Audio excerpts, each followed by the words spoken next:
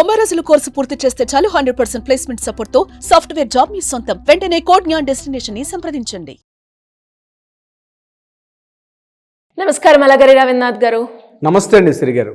Hyderabad Meerpet police స్టేషన్లో ఒక మహిళ కేసు దేశవ్యాప్తంగా సంచలనాన్ని సృష్టిస్తుంది అని చెప్పొచ్చు. అండ్ దానికి సంబంధించి పోలీస్ స్టేషన్లో వారిపైన కేసు ఏ విధంగా నమోదు చేయడం జరిగింది, ఆ కేసు యొక్క వివరాలు ఏంటి, అండ్ దాని మీద పోలీసులు ఏ రకంగా విచారణ కొనసాగుతుంది సార్?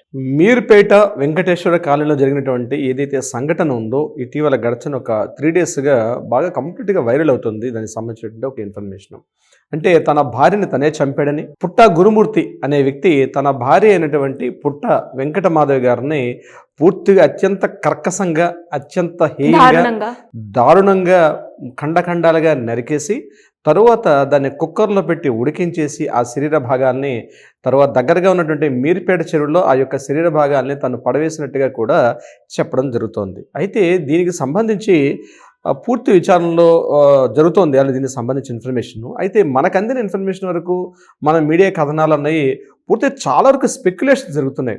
ఇప్పటివరకు జనవరి 16న ఎవరైతే వెంకటమాధవి వాళ్ళ మదర్ అయినటువంటి సుబ్బమ్మ గారు వెళ్ళి మీర్పేట పోలీస్ స్టేషన్లో రిపోర్ట్ చేశారు. అది కూడా తను మిస్సింగ్ అయినట్టుగా ఒక మిస్సింగ్ కేసు నమోదైంది.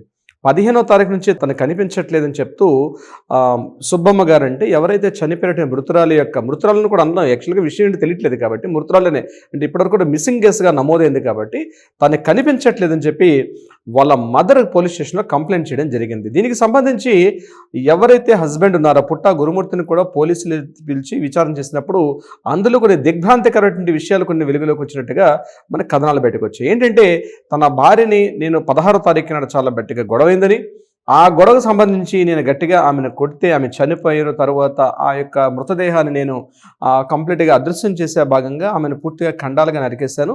ఇంట్లో ఉన్నటువంటి వాటర్ హీటర్ ద్వారా ఆమె యొక్క శరీర భాగాలను పూర్తిగా హీట్ చేసి అవన్నీ తర్వాత బోన్స్ అన్నీ కూడా నేను అందులో పూర్తిగా పౌడర్ చేసేసాను. శరీరంలో ఉన్నటువంటి బోన్స్ అన్నింటినీ కూడా ఈ మొత్తం ప్రాపర్టీ ఇదంతా కూడా నేను దగ్గర మీర్పేట చెరువులో దీన్ని విసిరేశాను అని చెప్పినట్టుగా కొన్ని కథనాలు వినిపించాయి. కానీ మనకి ఇప్పటివరకు అందుతున్న ఇన్ఫర్మేషన్ ప్రకారం ఏంటంటే ఇదంతా కూడా స్పెక్యులేషన్స్ మాత్రమే, దీనిలో ఎక్కడ కూడా నిజాలు లేవని మీర్పేట పోలీస్ స్టేషన్ ఎస్ఐ గారు మాట్లాడడం కూడా జరుగుతోంది. దీనికి సంబంధించి ఏంటంటే ఇది కేవలం ఇప్పటివరకు ఈ క్షణం మనం వీడియో చేస్తున్న ఈ వీడియో వరకు కూడా పోలీసులు ఇంకా విచారణ చేస్తున్నారు, ఇన్వెస్టిగేషన్ చేస్తున్నారు. కానీ ఎక్కడ కూడా పోలీసులు అధికారికంగా ధృవీకరించలేదు. ఇది గుర్తుపెట్టుకోవాల్సిన విషయం ఏంటంటే ఎక్కడ కూడా పోలీసులు దీన్ని అధికారికంగా ధృవీకరించలేదు. ఇవన్నీ కూడా స్పెక్యులేషన్స్గా దారితీస్తున్నాయి. అంటే ఏంటి, ఇలా జరిగిందేమో, అలా జరిగిందేమో, ఇది ఈ రకంగా జరిగింది, ఆ రకంగా జరిగిందని ఊహాగానాలు తప్పించి కన్ఫర్మ్గా జరిగినట్టుగా ఎక్కడ ఆధారాలు కూడా దొరకలేదు. ఎందుకు చెప్తున్నాం ఈ విషయాలంటే ప్రధానంగా ఏదైతే ఆ రోజు 15వ తారీఖు నాడు తన భార్యతో కలిసి తన ఇంట్లోకి వెళ్తున్నటువంటి ఫుటేజెస్ అంటే సీసీటీవీ ఫుటేజ్ మాత్రం కనిపించే తప్ప ఇంట్లోంచి తను బయటకు వస్తున్నట్టు కానీ ఆ ఇతరత్ర ప్రాంతాల్లో అక్కడ ఉన్నట్టుగా కూడా ఎక్కడ కూడా ఆనవాళ్ళు దొరకపోవడం నెంబర్ 1. ఇకపోతే ఏదైతే సోషల్ మీడియాలో ఊహాగానాలకు తావిస్తున్నటువంటి ఆ ఇంట్లో నరికేసినట్టుగా అంటే పూర్తిగా నరికినట్టుగా అదేవిధంగా శరీర భాగాలను పూర్తిగా మాయం చేసే పనిలో అతను చేశారని చెప్పి ఏదైతే ఉన్నాయో పోలీసులు అణువును గాలించి పెడుతున్నారు. కానీ అది జరిగిందా జరగలేదా అన్న విషయాన్ని పోలీసులు ధృవీకరిస్తే గానీ మనం ఎక్కడ కూడా మాట్లాడే పరిస్థితి లేదు. ఈ క్షణం వరకు కూడా పోలీసులు అయితే ఎక్కడ చెప్పలేదు. ఇంట్లో కూడా అటువంటి ఆనవాళ్ళు అయితే లేవు. ఇది కాకుండా ఏమైనా ఇంట్లో కనిపించే చిన్న చిన్న ఆధారాలను కూడా చూసినట్లయితే డిఎన్ఏ పరీక్షలకు కూడా పంపించే విధంగా ఉంది. అంటే పిల్లల యొక్క శాంపిల్స్ తీసుకొని డిఎన్ఏ టెస్ట్ కూడా పంపించేటట్టుగా తెలుస్తుంది. కానీ బహుశా అధికారికంగా మనకైతే ఈ ప్రకటన జరగలేదు. ఏదేమైనప్పుడు కూడా మరి ఎందుకు ఈ రకంగానే మాట్లాడడం జరిగింది? చనిపోయిన వెంకటమాధవి యొక్క హస్బెండ్ ఎవరైతే ఉన్నారో ఈ పుట్ట గురుమూర్తి అనే పర్సన్ అతను కూడా 2-3 రకాలుగా వెర్షన్స్ చెప్పారని అదేవిధంగా పోలీసులుగా సవాల్ విసిరారని కూడా సందర్భాల్లో చెప్పడం జరుగుతుంది.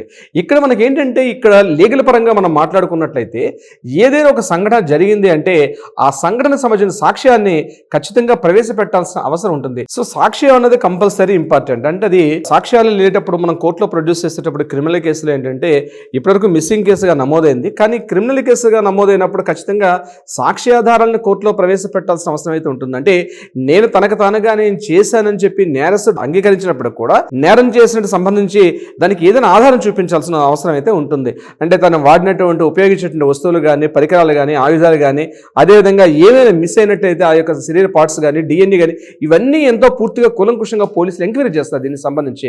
అంటే వితౌట్ ఎనీ ఎవిడెన్స్ మర్డర్ జరిగినప్పుడు కూడా అక్కడ ఆధారం ఉన్నది లేకపోతే చాలా ఇబ్బంది. దీని మీద ఎన్ని రకాలుగా చేసినప్పుడు కూడా క్రిమినల్స్ రకరకాల ఎత్తుగళ్ళు వేస్తారు. అంటే అటువంటి మర్డర్స్ చేసేటప్పుడు మృతదేహాలను పూర్తిగా మాయం చేసేస్తే అయిపోతుందని, లేదా బాయిల్ చేసేస్తే అయిపోతుంది, అక్కడ ఆ కారపొడి చల్లితే పూర్తిగా స్నిఫర్ డాగ్స్ కూడా రకరకాలుగా చేస్తుంటారు. కానీ గుర్తుపెట్టుకోవాల్సింది ఈ రోజు ఉన్నటువంటి టెక్నాలజీ ప్రపంచంలో ఏ రకమైన ప్రయత్నాలు 100కి 110% నేను చెప్తున్నాను, తప్పించుకోవడం అనేది హైలీ ఇంపాసిబుల్. ఒకవేళ సంఘటన నిజంగా జరిగినట్లయితే ఆ సంఘటన నుంచి నేరస్తులు అనే వాళ్ళు తప్పించుకోవడం హైలీ ఇంపాసిబుల్. అనేక వందల వేల కేసుల్లో ఇది మనకి తీర్పు కూడా రావడం జరిగింది. దీనికి సంబంధించి ఎన్నోసార్లు అనుకుంటారు మేము చాలా మేధావులం అని, కానీ నేరస్తుడు అనేవాడు ఎక్కడో ఒక దగ్గర తప్పు చేస్తాడో ఆ తప్పుని ఆధారం చేసుకుని పూర్తిగా క్లూస్ టీం వెళ్ళి దాన్ని కంప్లీట్గా ఎంక్వైరీ చేసేటప్పుడు దాని యొక్క పూర్తిగా డీటెయిల్స్ కూడా వస్తాయి. ఈ కేసుకు సంబంధించి ఇప్పటివరకు జరుగుతున్న అన్ని కూడా రకరకాల ఊహాగానాలు, ఇలా జరిగింది అలా జరిగింది అని తప్పించి ఏదైతే వార్తా కథనాలు వినిపిస్తున్నాయో ఇప్పటివరకు కూడా అధికారికంగా ఇక్కడ కూడా పోలీసులు కన్ఫర్మేషన్ చేయట్లేదు.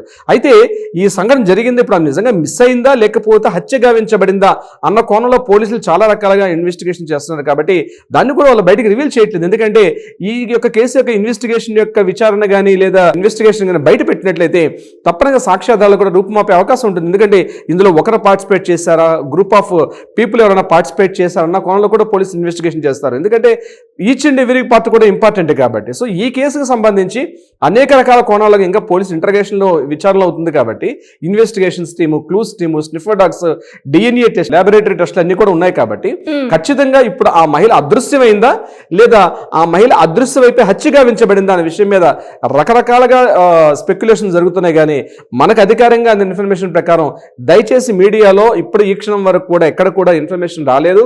ఆ మీర్పేట జరిగిన హత్య ఉదంతానికి సంబంధించి అది హత్య జరిగిందా లేదా ఆమె మిస్ కావబడిందా, లేకపోతే ఆ మహిళ ఉందా, ఆ మహిళ చనిపోయిందా, ఎవరైనా చంపారా, ఏ రకంగా చంపారు, దానిలో ఇతని యొక్క ప్రధాన పాత్ర ఉందా, ఎవరు ఈ పుట్ట గురుమూర్తి అనే వ్యక్తి ప్రధాన కారకుడా, అతను సింగిల్ గా చేశాడా, గ్రూప్ ఆఫ్ యాక్టివిటీస్ చేశారా, దానికి బలమైన కారణాలు ఏమున్నాయి. మనకి యాక్చువల్గా వార్తా కథనాల ప్రకారం ఏం తెలుస్తుందంటే అతను ఆల్రెడీ ఒక అనైతిక వివాహిత ఒక సంబంధం ఏదో పెట్టుకున్నట్టుగా ఒక ఇల్లీగల్ అఫేర్ వేరే ఆమె ఉంది. కాబట్టి దానివల్ల ఇలా చేశారని చెప్తున్నారు తప్పించి పోలీసులు ఎక్కడ కూడా మనకి అధికారికంగా ఈ ఇన్ఫర్మేషన్ అయితే ఎక్కడ మనకి తెలియపరచట్లేదు దీనికి సంబంధించి. అయితే ఏదేమైనప్పుడు కూడా చివరిగా ఏంటంటే ఆ మిస్సింగ్ కేసుని ఛేదించాల్సిన బాధ్యత పూర్తిగా పోలీసుల చేతుల్లో అయితే ఉంటుంది.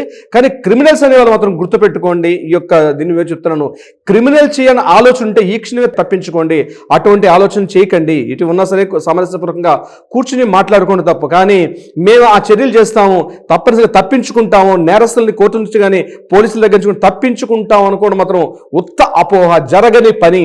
100కి 200% ఖచ్చితంగా దొరికిపోతారు. నేరస్తుడు అనేవాడు చట్టం సంఖ్యల నుంచి కానీ లేకపోతే సాక్ష్యాలను రూపుమాపు చేయాలి, టెక్నాలజీ మా దగ్గర ఉందనుకుంటే కుదరని పని. ఏ రకంగా చేసినా ఏదో రకం ఈ రోజు కాకపోతే రేపు 10 days ఉన్న మనకున్నటువంటి పోలీస్ యంత్రాంగం అద్భుతమైన పోలీస్ యంత్రాంగం ఉంది, టెక్నాలజీ అద్భుతంగా ఉంది.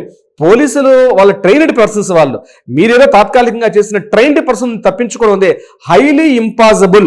ప్రధానంగా ఏంటంటే ఈ మేరిపేట యొక్క మిస్సింగ్ అండ్ హత్య ఉదంతం ఏదో చెప్తున్నారో అనేక రకాల కోణాలుగా చేస్తున్నారు. దయచేసి సోషల్ మీడియాలో ఉన్నటువంటి నేను public as an being advocate నేను చెప్తానంటే ఊహాగానాలకు దారితీయకండి.